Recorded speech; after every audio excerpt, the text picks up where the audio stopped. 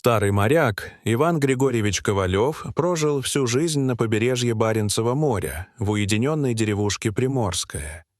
Его загрубевшие руки знали каждую снасть, каждый узел, а глаза умели читать воду, как старую карту, с полунамеками, тайными течениями и знакомыми глубинами. Море было его домом, памятью и исповедальней. Каждый порыв ветра, каждый прилив напоминал ему то о молодости, то о боли утраты. В свои 73 он все еще выходил в море на старенькой лодке по имени Вера, названной так в честь покойной жены. Несмотря на постоянные уговоры дочери Марины, он упорно отказывался уходить на сушу. Он говорил: «Пока море пускает, значит, я еще нужен». Октябрьское утро началось как всегда. Иван Григорьевич проснулся в 5, выпил крепкого чая с мятой, положил в карман пару ломтей ржаного хлеба с салом и пошел к причалу. Его шаг был тяжелым, но уверенным. Над бухтой стелился туман, как старое одеяло, теплое, но тяжелое, затягивающее все вокруг. Он завел мотор, лодка зарычала и мягко двинулась к скалам у мыса. Обычно там ловилась навага, не царская рыба, но на уху годится. Однако сети оказались почти пустыми. «Не твое утро, Григорьич», — пробормотал он себе под нос. Тогда он решился на порыв. Направился к диким утесам, месту, где даже бывалые рыбаки не рисковали ходить. Там был отлив, и Иван вдруг заметил нечто странное — крупный объект на узком каменистом пляже. Сначала он подумал — камень. Но тот светился. Поверхность перламутровая, форма идеальная, будто созданная руками мастера. Он заглушил мотор, подошел ближе. Это была гигантская раковина, закрытая, молчаливая, таинственная. Она дышала, казалось, и в этом безмолвии была тревога. Он тронул ее, сфотографировал на старый, с трещиной телефон и поплыл обратно, не зная, спешит он за помощью или уходит от чего-то. Он первым делом направился к Павлу Артемьевичу Якунину, бывшему биологу, местному краеведу и старому другу. Когда Павел увидел фотографию, он резко побледнел. «Это невозможно», — прошептал он. «Такая раковина — это же тридакна, но они бывают только на юге. Как она оказалась здесь?» Иван только пожал плечами. Позже они отправились к находке втроем.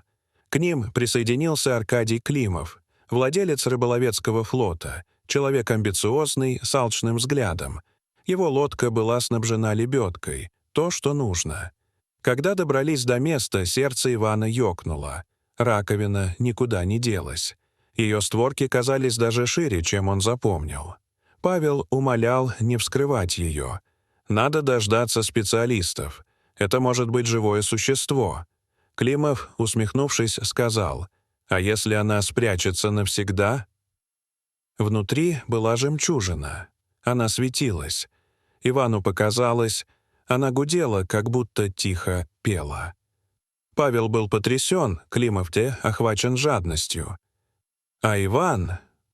Он чувствовал только странный холод. С этого все и началось. Климов предложил продать находку за границу. Павел настаивал на передаче государству. Иван колебался, не зная, кому верить. И тут появились незнакомцы из Москвы. Один из них в дорогом пальто предложил Ивану 10 миллионов. Иван попросил время. Они уехали, но оставили ощущение липкого страха. Начались угрозы, визиты, проверка.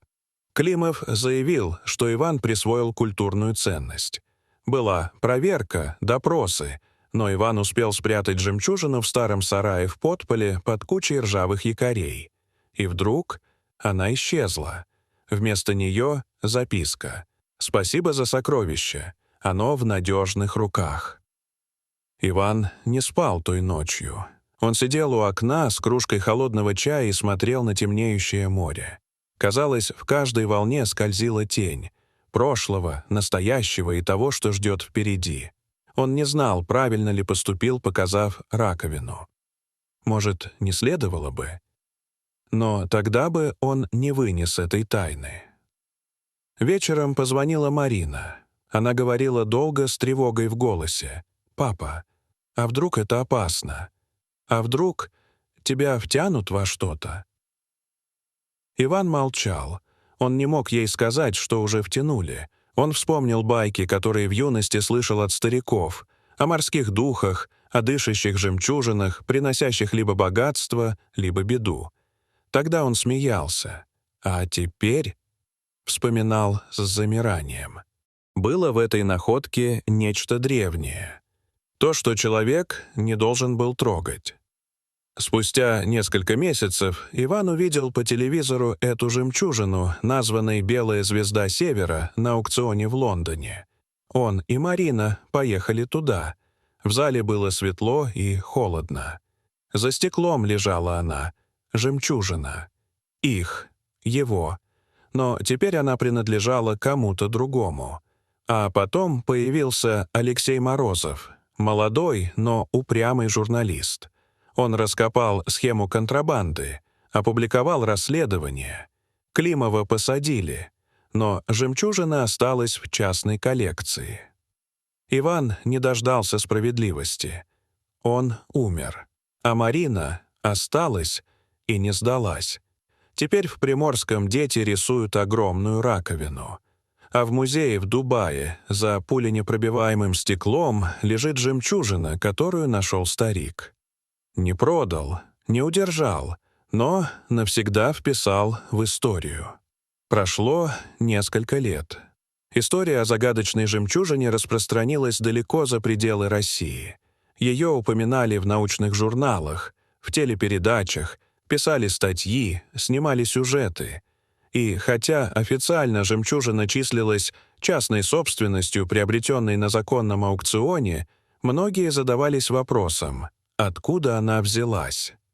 Марина не оставляла надежды вернуть находку отца на родину. Она собрала архив, письма, фотографии, копии отчетов, записи из дневника Ивана. Она обращалась в посольство, общалась с активистами, и однажды ее услышали. В Осло прошел круглый стол, посвященный возвращению культурных ценностей. Там она выступила с речью, тихой, но твердой. Ее слова перевели на английский, и в зале повисла тишина. Один из представителей ЮНЕСКО подошел к ней после выступления. Он сказал: «Вы не одна, мы попробуем». Это не было обещанием, но было началом, и теперь Марина верит. Справедливость может быть медленной, но она идет. А в Приморском в школе появился новый стенд «Наследие моря». На нем карта, фотографии раковины, статья о контрабанде и фото Ивана Григорьевича. Ниже то строчка из его тетради. «Если ты нашел жемчужину, это еще не значит, что она твоя». Дорогие зрители, что вы думаете об этой истории? Расскажите, пожалуйста, в комментариях. А если вам понравилось это видео, то ставьте лайк и подписывайтесь на наш канал. До свидания.